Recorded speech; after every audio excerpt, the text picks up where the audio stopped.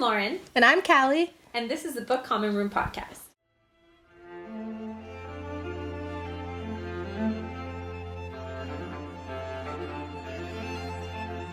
Welcome back to the Book Common Room Podcast. We're so happy for you guys to join us for another episode.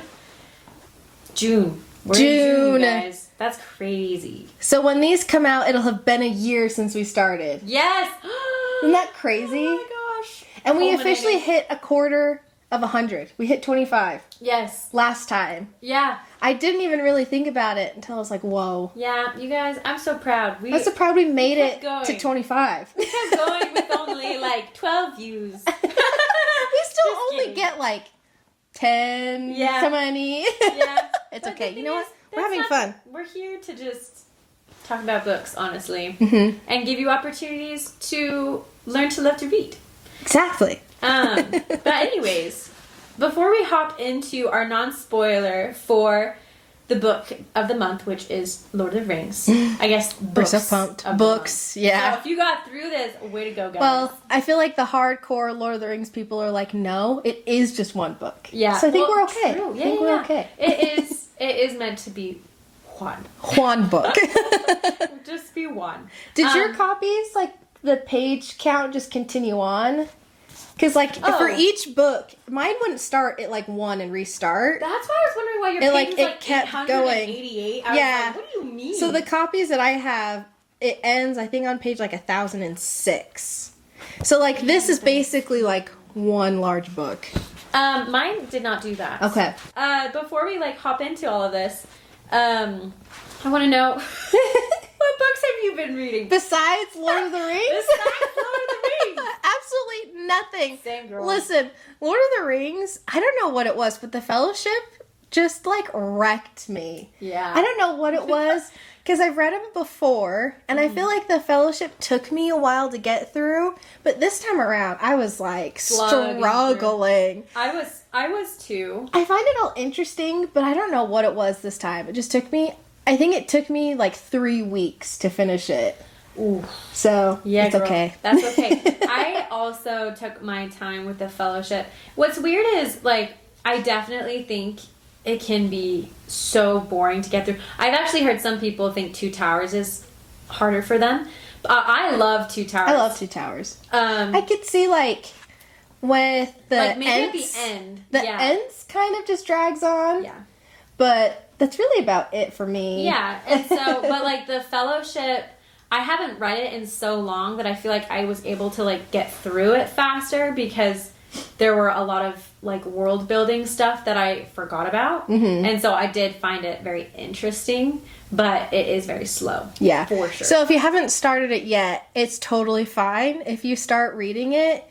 And it's a lot. I was listening to, like, a bunch of podcasts about people who, like, famous authors who have read The Lord of the Rings.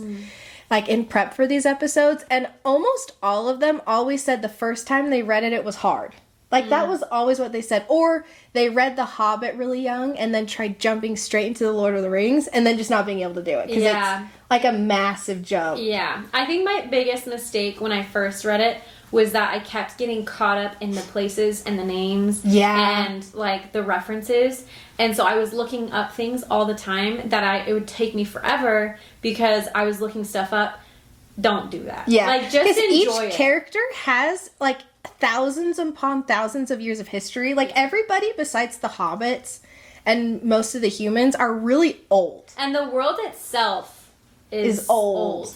And so it, like, makes a lot of references to things and places that, honestly, like, it would be cool to know all of that, but for the purpose of reading it for the first time, and, like, being introduced to it, and honestly, like, we're providing this because we're like, maybe, like, this is the book for some people out there. Like, just enjoy it and just read it, and if you don't know what's, like, really happening, it's okay. Just, like, read it. Because, like, Frodo probably also doesn't even really know what's going on either. No. He's from the Shire. He's like, I have been given this task. Yeah. Yeah. I am doing it now. So don't get too caught up in that stuff and just, like, focus on the story and, like, what's happening in the story and less of, like, what is off the page. Yeah. So anyways. There's a lot. Yeah, so I have not read anything else this month but Lord of the Rings.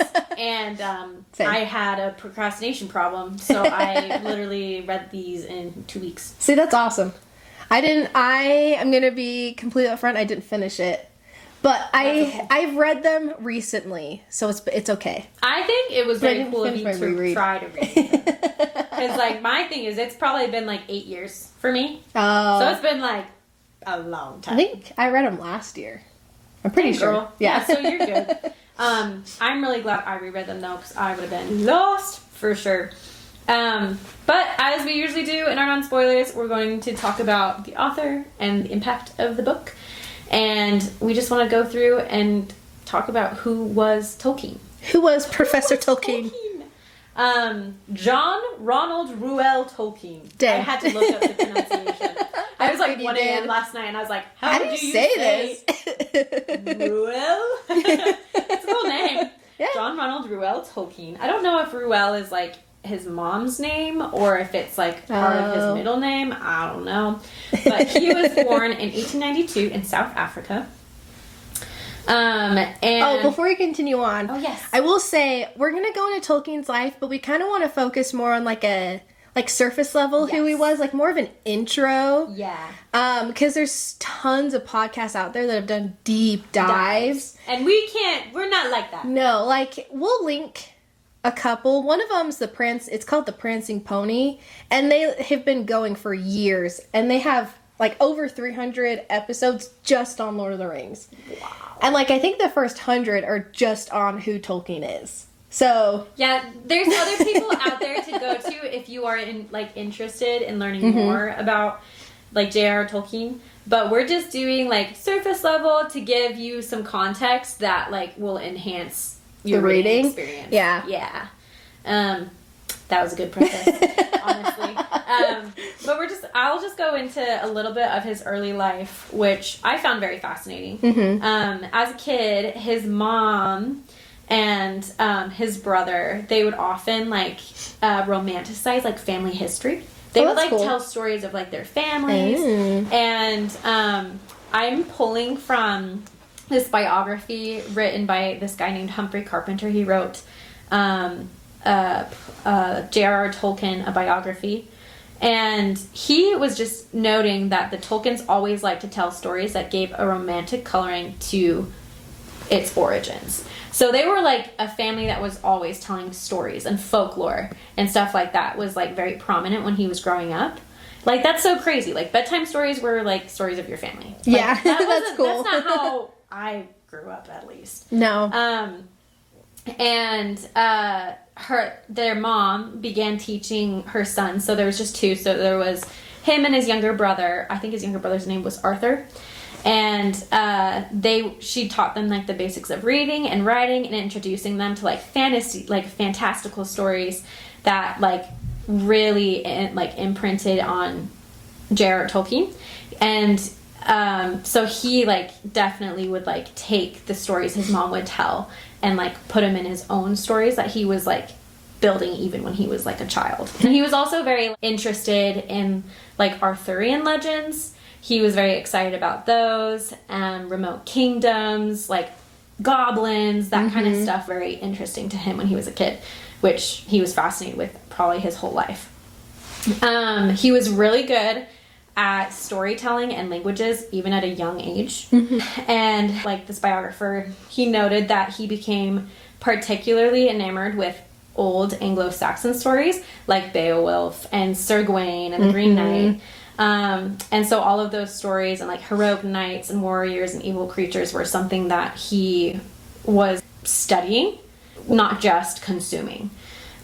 He attended high school, I think it was called King Edward School, and he formed a really close friendship with these three boys. We don't need to go into their names, but they ended up bonding over their love of like English literature. Nerds!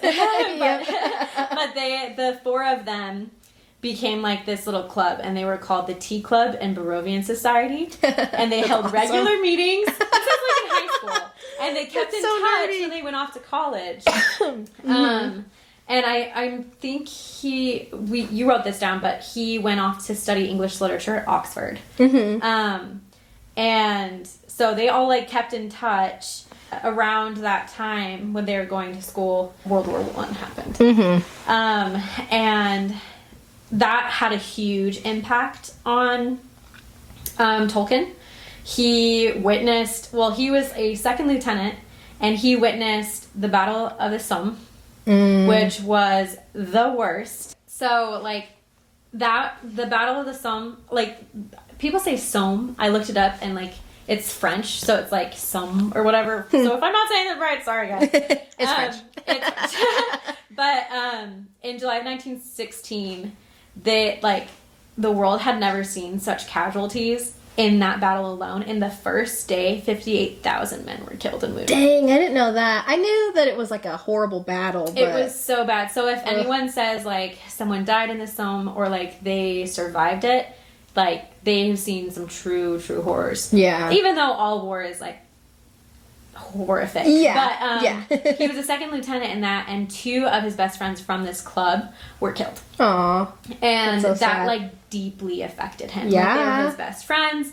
And so like the horrors he experienced in war and like loss, I think were inextricably linked in his writing. I don't know if he 100%. was specifically trying to write with all of it, but I do think it at least subconsciously comes across in his writing for sure. Well, there's so much. There is war in The Lord of the Rings. Yeah. So he You could definitely say pulled they are from war books. Yeah. Yeah. Like he definitely pulled from his own personal experiences. Yeah, for sure. And then like he went off to like become a very prominent figure in the academic world. He is known as a renowned philologist. Love it.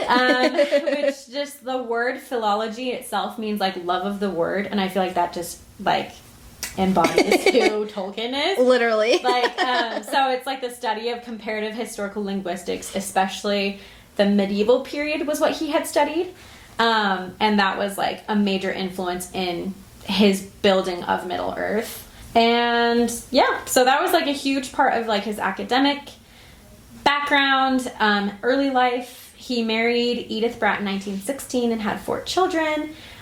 Which was in the middle of World War I, which is crazy. He did get, I think he got like trench fever or something, so that's why he went home. Yeah. Of the 4 kids, one of them, Christopher, wow, they all have Ruel. Okay, Yeah. so it must be a family name. Yeah. Christopher John Ruel Tolkien. He...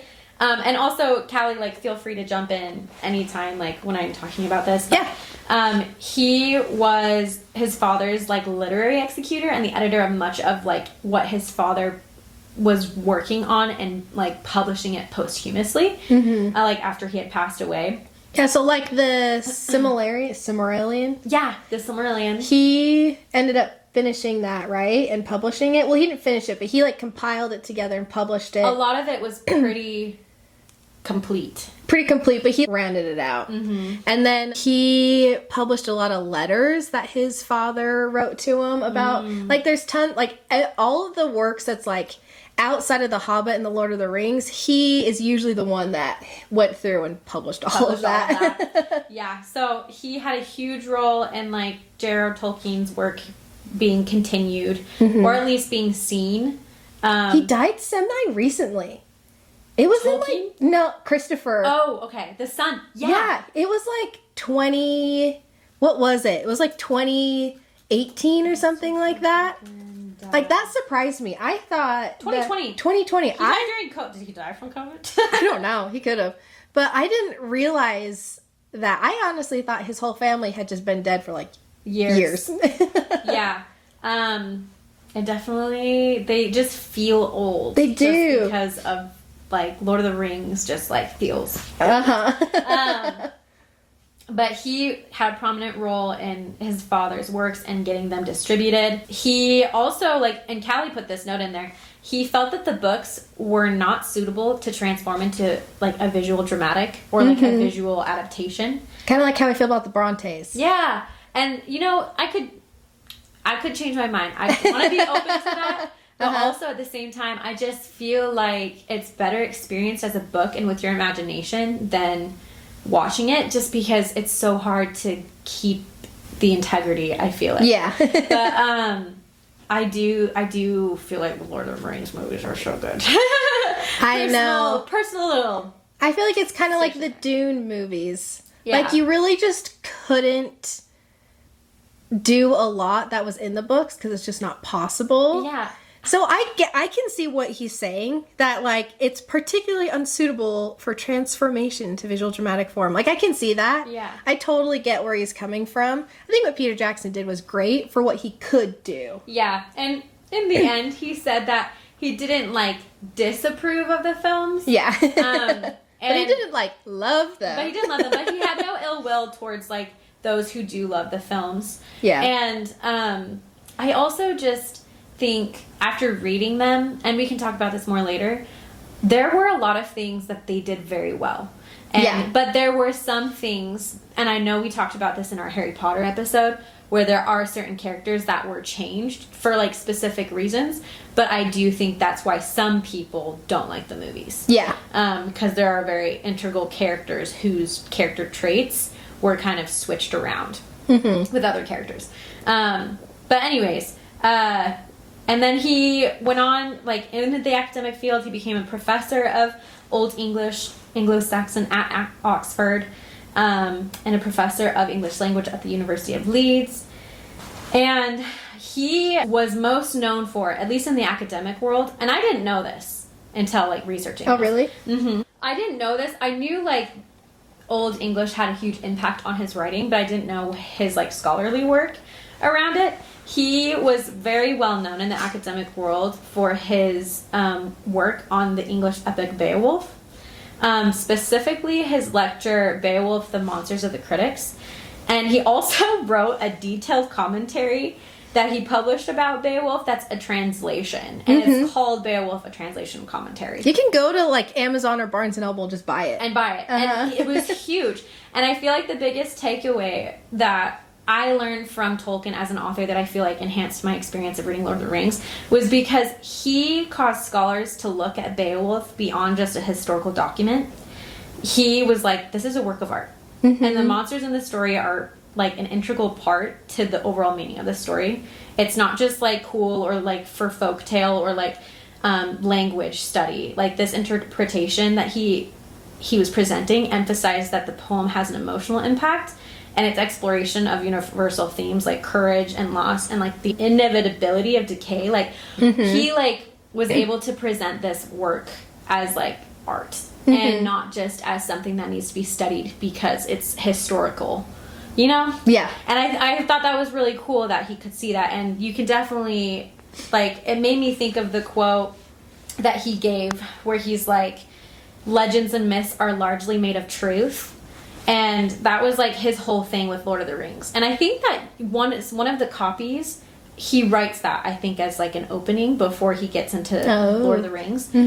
And the thing is, with the truth that these stories present, they can only be presented in that mode. So myths are powerful because of their ability to present truths, and Tolkien believed that some truths are only capable of being presented in like a mythic setting. And I thought that was so cool. I think that really embodies what I think he was doing with Lord of the Rings. And so, yeah, and that leads into how Beowulf is like a huge part of Middle-earth. I know. I took a couple medieval classes in college, but I had one professor, and what was her title? She basically wanted to be like Tolkien. Like, basically follow in his footsteps. And she wanted to, like, teach Old English, and she knew all of, like, the medieval, like, ancient works.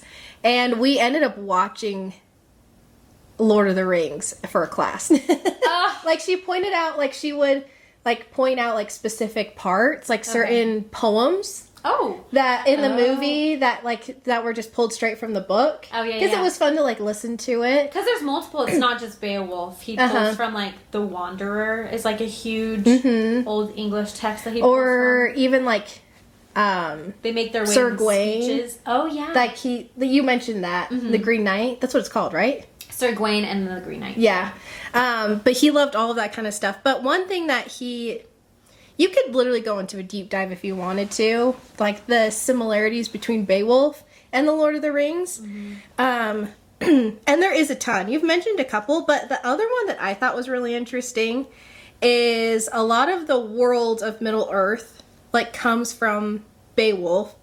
And the way he wrote his poems are straight from how they did in the Old English. There's this Old English loved alliterations. And he basically just like stole that style. Didn't steal that style, but he probably knew that style like the back of his hand. So that's how he wrote. Like, for example, Bilbo Baggins of Bag End. That's very Old English. And then the Song of the Mounds of Mundburg. So this comes after the Battle of Minnith Tirith, right? Okay. It's at the very end. It's at the end of Book 5, Chapter 6. So, Return of the King. At the very end. And here, I'm just going to open it. Just make sure I have it right. Yeah. Let's see here. While you do that, I also think really briefly we should explain what Beowulf is. Because if you did not know what that was, it's super briefly, and you can like look it up. It's a story about like this Scandinavian hero, Beowulf. And he gains fame as a young man by vanquishing a monster. And the monster's name was Grendel. And Grendel's, like, mother. So, like, it's, like, a story about courage and bravery. And, like, I think it's set in, like, the 5th and 6th century. So... Yeah, it's one of the oldest written texts. Like, yeah, legends. Legends that you can find. It's awesome. So, it's cool. Worth a read. So, that's what we meant. Like, when we're talking about Beowulf, like... I feel like a little bit of context because maybe some people don't know what Beowulf is. That's good. I had like heard the term Beowulf before, but until I really read it, I didn't know what it was. That's okay. Yeah, it's all good. So there's a little synopsis. Anyway, so I was wrong. It's actually at the end of the Battle of Pelennor Field is the title. I got it wrong. It's okay. And I love that chapter so much. It basically, this is one of the poems that Sam had like found after the fact and like added in. This is one of the weird like Lord of the Rings deep lore things that you don't really need to worry about. Anyways, but it's this song that a Rohan had written. And I'm just going to read part of it. So it says, "We heard the horns in the hills ringing, the sword shining in the south kingdom. Steeds went striding to the strong land, and as when in the morning war was kindled. Fenling mighty," I don't even know what that means, "to his golden halls and green pastures in the northern fields, never returning, high lord of the house." So there's just tons of alliteration throughout all of it. So basically, all of his poems and everything he has always has alliteration in it. Like at age 36, he wrote down an idea, "In a hole in the ground there lived a hobbit." So hole and hobbit. And then, like, that's kind of how he, like, really came up with all of his ideas. It flows so well, though. It does. And his descriptions are so good. But not even just his poems. His whole thing is just full of alliteration. Like, I love how he describes things. Yeah. Like, he uses a lot of simile. Yeah, a lot of simile. And you'll be reading and it's like, it felt like this. And I'm like, I can totally understand what that is. Like, I can identify with that. Like, he makes it tangible. Anyway, it's just so good. No, you're good. So after like all of his works, he published a lot of different things, mostly in the academic world, but he wrote The Hobbit and published it in 1937. And I find this story really funny. He wrote it for a friend. His friend worked for HarperCollins Voyage Publishing Company. Okay. That's not what it was called at the time. But I think it was either like their son or like someone's son who was 10 years old. He like wrote the story. This 10-year-old read it and was like, "I love this. You need to finish it and publish it." So then he finished it and published it. The Hobbit? 10-year-old. It was a 10-year-old. Well, The Hobbit is easier. It's more of a children's book. Yeah, so then he published it, and then it was super popular after he published it. And so then he eventually wanted to continue on the story, but he wanted to publish the Silmarillion first. He was dead set on publishing it first. He probably was like, people need to know this. He wanted to write the history before he get to the Lord of the Rings. But Harper Collins, I think is the full name, they just did not want to publish it. So he agreed to write the Lord of the Rings first and publish that. But it took him a long time to write it. He didn't publish The Lord of the Rings till 1957. He wasn't alive that much longer after they were published. Yeah, because he rewrote it a bunch of times. He wrote the beginning multiple times, but the whole thing he wrote a couple different times. Because he would, like, get to the end and be like, oh, I actually want to change this, but that changes, like, the whole story. So then he'd have to go all the way back, re-handwrite it all. And I think Harper Collins, they actually didn't even want to publish The Lord of the Rings either, by the end of it. So he switched publishers. Oh, dang. And, like, got someone else to publish it. And he also, listen, Tolkien, he was a perfectionist, and he had the way he wanted it to get done. Yeah. He wanted it to be in, like, one book. But they were like, no, we need to make it a trilogy. It'll sell more. Mm-hmm. And so then he's like, okay, fine, whatever. So he split it up. That's how you get the 3 books. Mm-hmm. Even though everyone's like, it's just one book. Anyways. It is. It is. It really like one book. Yeah. But I just find that funny. But I also like the idea that he rewrote it a bunch of times. Mm-hmm. Like, he recognized that the first time he did it was probably good. Like, he could have published that and it would have been a success, but he wanted to make the best that he could. He made it exist. He needed to, That's why he also famously didn't love listening to editors. Yeah. Was because he, like, had what he wanted to get done. Mm-hmm. Even though, if you're an author, you should probably listen to your editor. Yeah, there's, like... But... I think honestly there's good and bad editors out there. Yeah. But anyways. Yeah. Yes. So I just kind of liked that idea that he took a long time to write it, but it shows. Like, this is a masterpiece because he worked so hard on it. Mm-hmm. It wasn't like, I feel like a lot of literature nowadays just gets, like, pumped out. Like, people write it and they just, like, write their first draft, and a publishing company's like, ooh, that's, like, super popular right now. I'm going to take it, I'm going to publish it. Mm-hmm. But it, like, I feel like your first draft is never good. No. And it's okay. Yeah. It's not supposed to be good. No, it's not. Yeah. It's okay. It's okay. That's normal. I like that. So, the other interesting thing that I thought was cool was he actually didn't even want to write about another Hobbit. He wrote The Hobbit, wrote about Bilbo, but when he was writing The Lord of the Rings, he either wanted to write about Gandalf or Aragorn as the main character, his children, mainly Christopher, and C.S. Lewis, his friend, who wrote Narnia, was like, no, you should write about another Hobbit. They just loved the Hobbits. So then that's how Frodo came to be. But he changed Frodo's name a couple times. Oh. But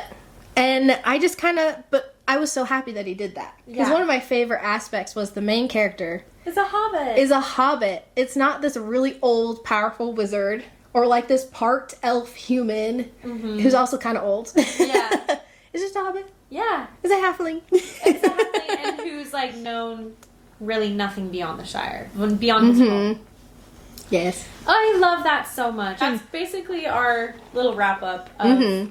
Like, who is Tolkien, and like, I just think it's so cute that, like, even, like, when he was a young dad, he was telling stories of hobbits to his kids. Yeah. And so that's probably also, like, he instilled this love of those kinds of characters in his children. So when Christopher was older, he was like, no, you need to have him as the hero. The hobbits. Yeah. Or have them as heroes. And it makes me cry at the end of Lord of the Rings, because I'm like, these are, like, the most unexpected people who were put forward into something that they didn't understand, and they took it. Yeah. I do love the movies, but there are a couple characters that I feel like the movies don't capture quite as well as I wished. I agree. And Frodo's one of them. Frodo and like, Frodo's the main one. Yeah, Frodo's the main one. Frodo in the book is so good. He's like a courageous hero. I feel like in the movie, I don't even really know what they even did. Like, what happened? I think what went wrong... Sorry, I interrupted. Oh, no, go for it. I think what went wrong for me, and I don't know if this is the place I should talk about this, but I'll bring it up in the next one. I think what went wrong with Frodo was they added some turmoil between him and Sam. Oh, yeah. That was not in the book. And it makes Frodo look really bad. Yeah. Yeah. And the thing is, Frodo wasn't actually like that. Mm-mm. And like, yeah. And also, Frodo at the end, you could tell he was like tired because he went on this huge old journey. Yeah. But he also changed. He used to be like a fiery spitball. He like would like, I don't know, like he had a lot of spirit, but also like he could get angry quickly. Gandalf was always an example to him of like being able to pity others and see humanity in others. And then by the end of the book, he sees like humanity in some of the worst characters. Yeah. So like that aspect of Frodo isn't captured as well in the movies. Yeah, like I still think it was fine. It worked, but I just love Frodo in the books. Like he's such a good hero. He's such a good hero, and all the hobbits. All the hobbits. Like, each of them are just so incredible. I know. Like, Sam is just so, like, tender and kind-hearted. Yes. Like, he always gets so attached to the ponies. Okay. And anytime they have to say goodbye to a pony, he, like, struggles with it for so long. Yes. He could not, like, part with his cookware. No. Like, I love when they get to, it's not Rivendell, it's the other elf place. What's that called? Lorien, and he's like Lothlorien, and he's talking to Galadriel, and he's like, I kind of just want to go home to my garden. Yeah, he's so. But relatable. he's like, but I also realize that I have to be the one to keep going with Frodo. I've got a job. Like I've got a job to do, even though I want to just go home. And they didn't even know. He keeps going. What they were really signing up for. Like, No, Frodo didn't really know. Up to that point, honestly, the journey was pretty easy. Yeah, comparatively. Well, I will say though, like, I always laugh because Bilbo got to Rivendell just fine. Yeah. And they like had all these like detours. Like they could not like walk very far before they got into trouble again. But anyways, yeah, with those adaptations, like I don't know, like I encourage people to read the book. Yeah, I would read it. I think if you have watched the movies and then want to read the books, that's how I did it at least. And I don't think it took away from the story at all. There are a couple of things that are spoiled, obviously, because the big things that I wish that weren't spoiled for me, but yeah. I wish. But I still think you should do it. I wish I could have listened to so I listened to this audiobook while I was reading, because it helped pace me. Also, it was cinematic. Oh yeah, I listened to a little bit. Sometimes that can be a crutch, but it definitely brought some emotion. The way this guy did it, he did it really well. And this guy, is a nerd because he could speak the Elvish so well. It was, and I loved Legolas's voice that he did. What's his name? The guy that did Zach Ryder. Zach Ryder. We'll link it. Shout out to you. But the way he did Legolas's voice was just the perfect kind of arrogant elf, airy voice. It was my favorite thing. His Gimli was so good. Gimli was really good. And the sound effects and oh my goodness, listening. He spent so much time on it. Listening to the speeches in Return of the King. Powerful. I was like, oh my gosh. It really just brought it to life a little bit more. But reading it by itself is is so epic. So anyways, let's talk about how Tolkien influenced fantasy, shall we? Yeah, let's do it. He truly kicked off the epic fantasy genre. And you mentioned how in the 80s, if you look into really any fantasy, there was always some guy on a quest, some sort of elf. It really tapped into the motifs of Old English and legends and myths that Tolkien was using and made. I don't know if this is very accurate because I know there's a lot of stories even before Tolkien, but he made it popular. Oh, yeah. Well, I was listening to a podcast. It wasn't a podcast. It was a YouTube video with Brandon Sanderson. And he was talking about how, because he's Brandon Sanderson's a scholar in fantasy literature. And he was saying in all of the studies that he's done, Lord of the Rings is the first what did he call it? The true, complete secondary world fantasy. Like, before Lord of the Rings, any of the fantasy books you would have read were always rooted in our world. Mm-hmm. So you had, like, Beowulf, which was still rooted in our world. Uh-huh. Or you had, like, the Odyssey or the Iliad, all of, like, the really, really old epics. But those came from what they knew at the time, mm-hmm. just added to it. This was, like, the first true... You open the book, and you're transported somewhere else. Yeah. Like C.S. Lewis, who... we talked about, but he was like a contemporary of the time. Mm-hmm.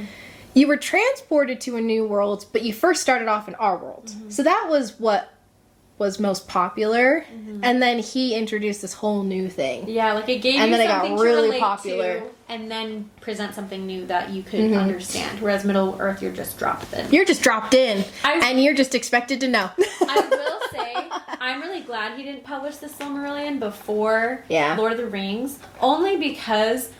it just adds so much to the world. Because, mm-hmm. like, you just know it's old because they mention all these legends. Yeah. And stories. And, like the tale of Beren and Luthien. Mm-hmm.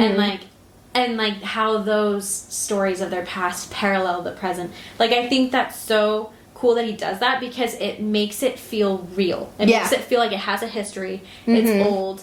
And I will say, like, there are parallels to that world that make me feel like I can still relate very well to it even now because, like, he does things like on the 8th of May. Yeah. Like, I don't know. Like, he just makes it seem like, oh, this is just, like, day to day, but it's in this Middle Earth. Like, in Middle Earth. But yeah. Anyways.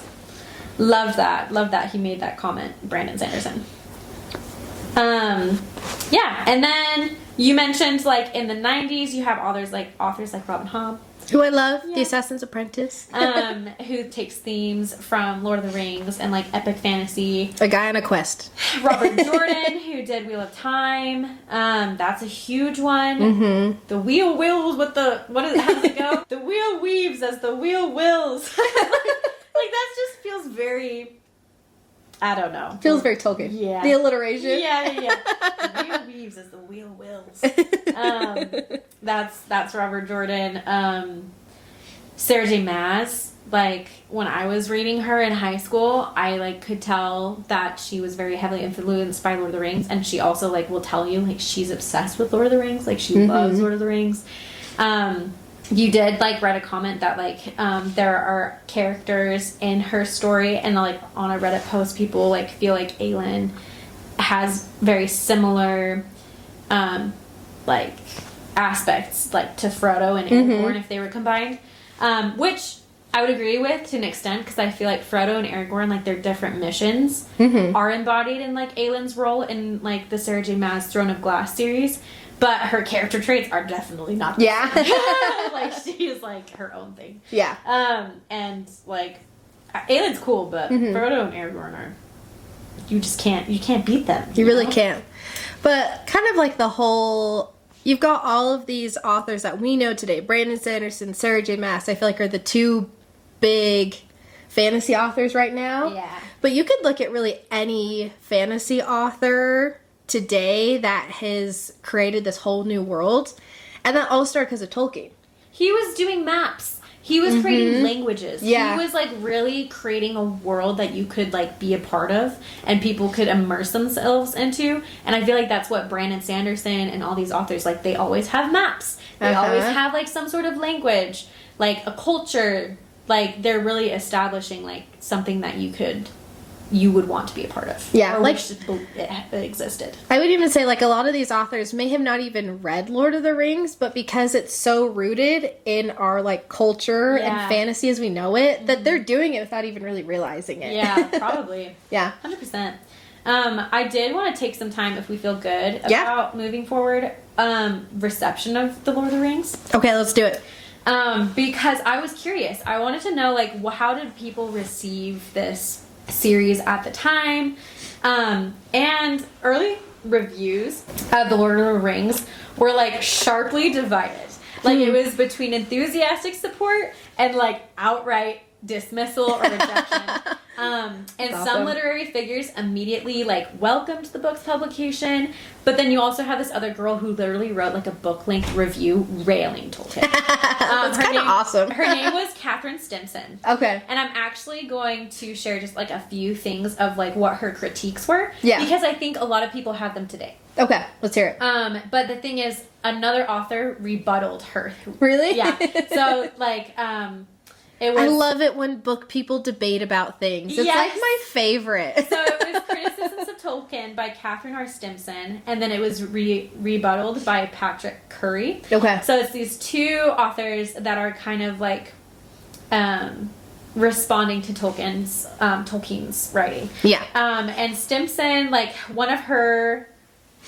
Okay, there's probably four. I'm going to go through four of the critiques and their responses. Stimson said that Tolkien is an incorrigible nationalist. His epic celebrates the English pastoral idyll. Its characters are tranquil and well-fed, live best in placid, Philistine, provincial, rural coziness. That's kind of funny. So, I don't know. She's hilarious. Yeah. But she rails him. Yeah. And then Curry goes on to say, hobbits would have liked to live quiet rural lives if they could have. Bilbo, Frodo, Sam, Merry, and Pippin chose not to do so. Mm-hmm. So he like is like, it's not, that's not all it is. It's like not, like she talks about how it's like, there's a little bit of risk and then there's safety. And then there's a little bit of risk and then safety. But Curry is like, no, they put themselves out there. So that was his, how you guys decide which you feel like captures your critiques best, or like for like going into the book knowing that this is what people have said. She also said that Tolkien's characters are one-dimensional, dividing neatly into good and evil, nice and nasty. And Curry was like, he was like, Frodo, Gollum, Boromir, and Denethor have inner struggles with widely varying results, and several major characters have a shadow. Like, you see it in the main character, you see it in Gollum, and so each race is a collection of good, bad, and indifferent individuals. And I would agree with that, because I feel like he added texture to even barely mentioned characters get some aspect of, like, nuance, yeah. I guess. I wouldn't say, like, each character is one-dimensional, but I will say they all embody, like, a certain message he's trying to convey, which can be annoying, but I think he does it really well. I think so, too. Like, there's variety. There's so many characters that I think it works, because it's like you get this guy that's this way, and this guy that's the other way, so you get both sides. Yeah. But they still feel tangible, even though they, like, just fit in an archetype. Yeah. I like it. Yeah, I like it. She said that his language betrays class snobbery. Oh. But I think he's just a nerd. And then the other guy, Curry, he was like, maybe in The Hobbit, but not in The Lord of the Rings. He was like, even orcs have like three kinds of like, none are like necessarily working class. Hobbits are very class. And like some of like the more like people that are like more impoverished are like heroes. And so that was like a critique she had, was she was like, they're all like fancy, like they're like no one. Sam was the gardener. Class. Yeah. And he's like, some people argue like he's like one of the true heroes of the story. Oh yeah, Sam is the MVP, man. Yeah, for real. And I'm like, yeah, anyways. So that was one of her critiques. And then she said, final critique, behind the moral structure is a regressive emotional pattern. For Tolkien is irritatingly, blandly, traditionally masculine. He makes his woman characters, no matter what their rank, the most of stereotypes. They're either beautiful and distant, or simply simple. Simply simple. And I thought that was so funny. And I'm sure, like, I have heard, and I can't back this because I didn't research this, I have heard, like, he was encouraged by publishers to give women, like, powerful roles in the story. Like, they're like, you need them to do something. Yeah. My whole thing on that is because I've heard that a lot. I feel like I have surrounded myself with people who either love The Lord of the Rings, like die hard, or like just can't get behind it. And it's usually because of the female characters within the story. Mm-hmm. And so I've honestly thought about this a lot. Yeah. And I feel like a lot of things that people have issues with come from the movies. I think the movies dumb down a lot of the female characters, especially Éowyn. Oh my gosh. Next episode, I'm going to go into a rant. Yeah. But I feel like in the books... Okay, here's my thing. I don't know if this is right or not, so, like, correct me if I'm wrong, but I feel like Tolkien took so much inspiration from his own life.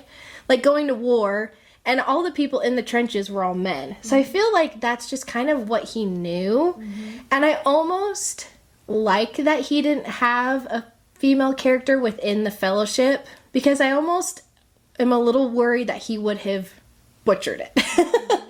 Which, I don't know if that's, like, horrible to say about Tolkien or not, but I think what he did so well is because it's kind of what he knew and was comfortable with, which I think is totally fine. But, like, would it have been cool if, like, maybe one of the hobbits was a girl? But, I don't know. Yeah. I don't discount it, and Tolkien was probably sexist. But the thing is, like, for me, like, the things he wrote that the woman said, I was, like, so on board with. I was like, oh yeah, Galadriel is so cool. It's like, so he clearly has talked with women. He has 100%. a wife that he loves, like, and he's got a daughter. He has a daughter. Like, he understands some of the plight for women. Yeah, and is able to, like, embody that, especially within his female character, Éowyn. Literally, one of my favorite moments is an Éowyn moment. Same. Like, Gandalf is, like, telling off the men in the story. Yes!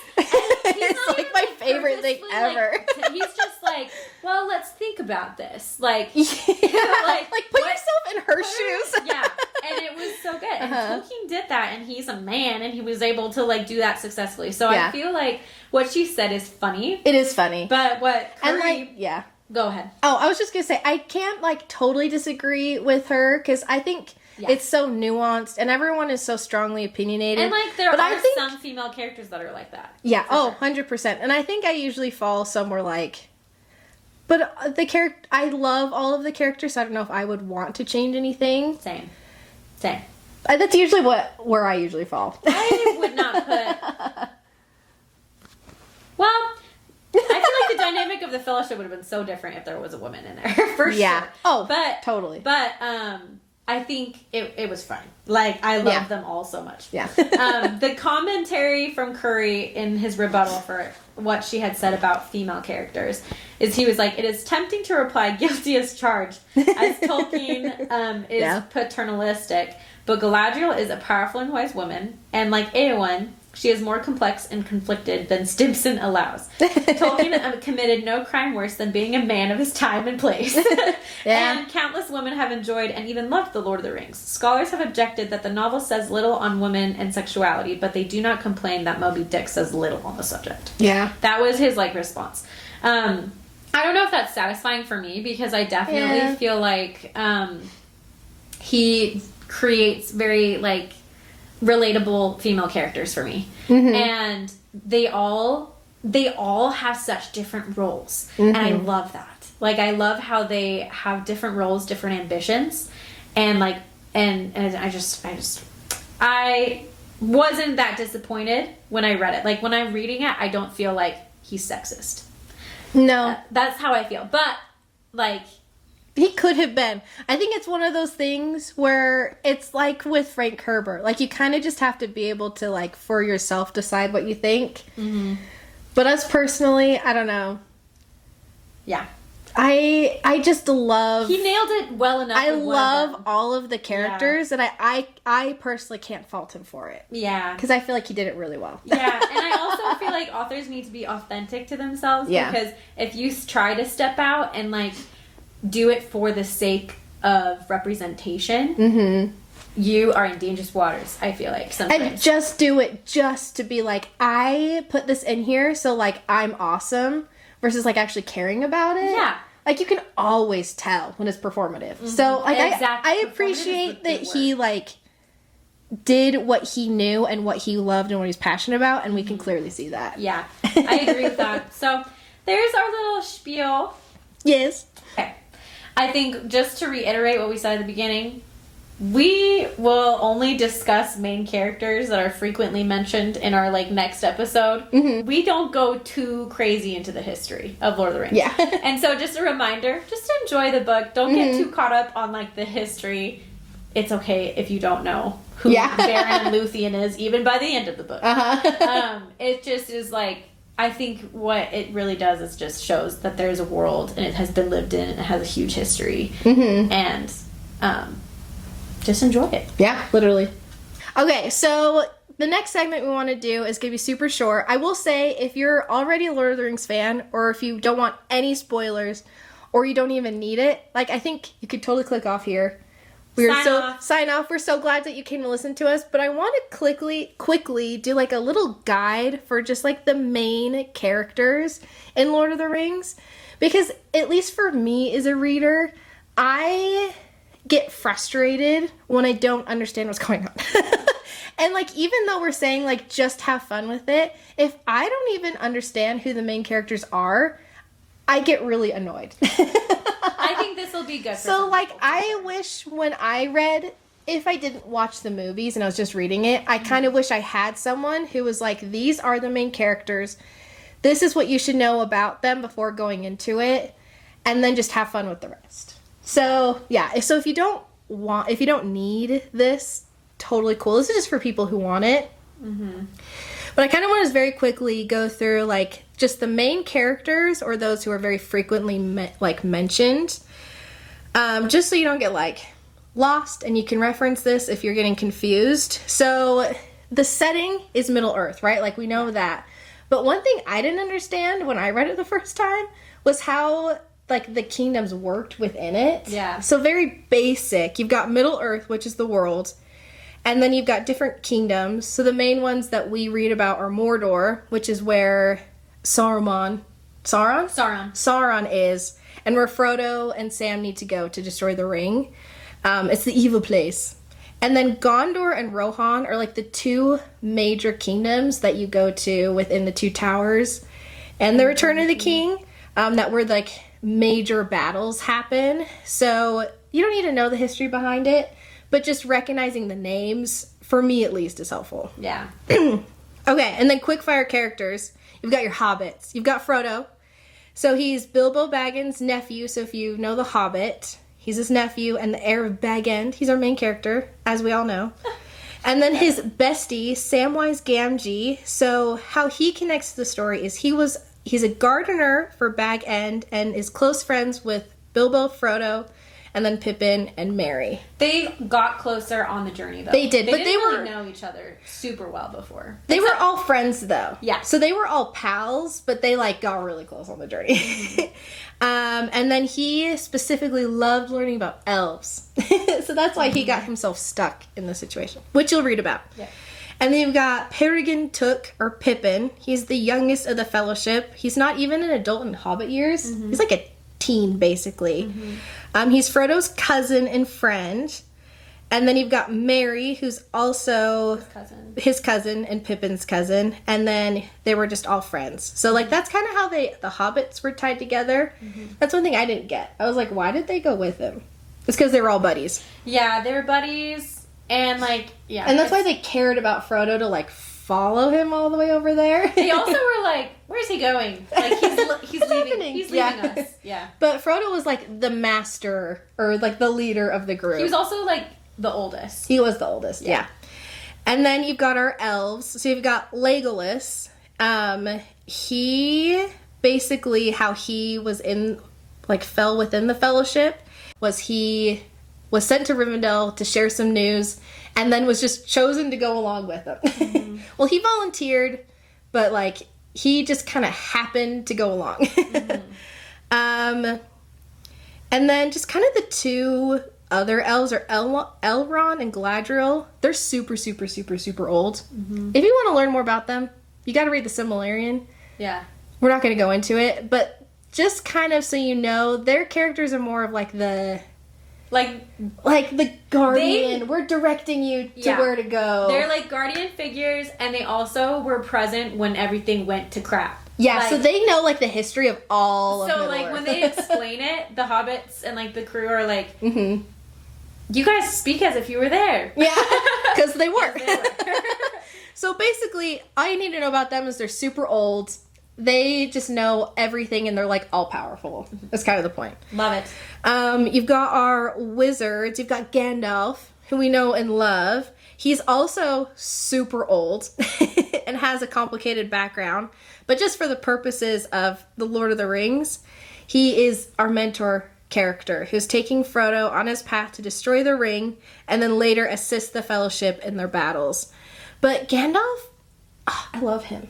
I do too. If you want to go into a cool character in the background, this is a spoiler, but I want to add this in. So within the rings, you'll learn about the rings as you read it. He actually has one of the elf rings. Yep. It's not actually said in the books, but it makes sense. It's the Ring of Hope, so that's why he is, like, guiding them along. Yeah, Gandalf is, like, one of the best characters. Oh, I love him. And He's hilarious. Oh, they're all so funny.